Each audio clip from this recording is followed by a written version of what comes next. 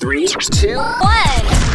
Good day everyone, GarageKing here, and quick 3-minute video today. I have my 2010 Lexus IS250. That is a second generation. I thought my headlight was going to be fairly expensive to fix because it looked expensive, but upon checking the owner's manual, I realized it is only a H11 bulb. So let's pop the hood and take a look and see how we're going to change this bulb. We're going to make this video really short. By the way, if you need new trim fasteners, don't ask me how to pronounce this company, but I found these ones on Amazon and they are very, very similar to the OEM. I really like them and I use them. I've tried some other ones and they just break. These ones actually fit really, really good. So if you do need fasteners, I will throw a link in the description. Also, here's one of my favorite trim tools. It's a Mueller Cubes. It's a German tool. And once again, for this one as well, I will throw a link in the description.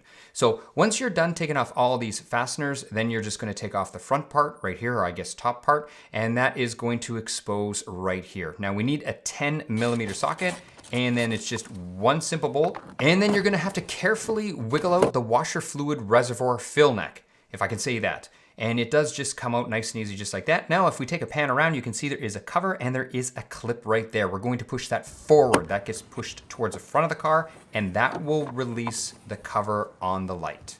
Once that's done, it gets maybe a little bit tricky, but not too tricky. So let's pan in, not the best shot. So you know what, let's give you a better shot. There you go, turn on some lights and that's what it looks like inside. So really not too hard, but it's a little bit of a tight squeeze. So all we're gonna do is we're gonna get our hand in there just like so, and we can take out the bulb.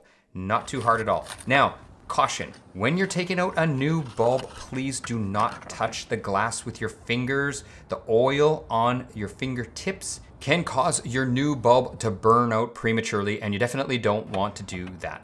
So it does take a little bit of finessing to get it in. Once you get it in, make sure that you plug the wiring harness in fully and you'll see, there you go. We got those nice sounds and you can tell we're clipped in fully. Next up, what we're gonna do is we're gonna take the rear cover and you really have to make sure that the cover is lined up. So once the rear of the cover is lined up, you'll be able to slide the front sort of latch over and there you go. You could hear the click and it's slid over.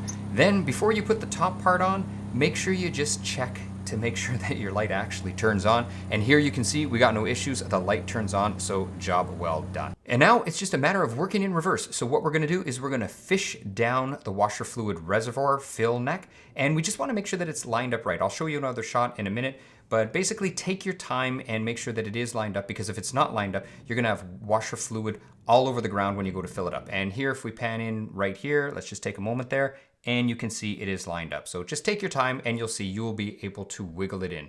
And really, that's it for changing this bulb. So I hope you enjoyed this video. If you have any questions or comments, anything like that, please leave them below. That's it for now. GarageKing over and out. I hope you have a great day and hope to see you on the next video.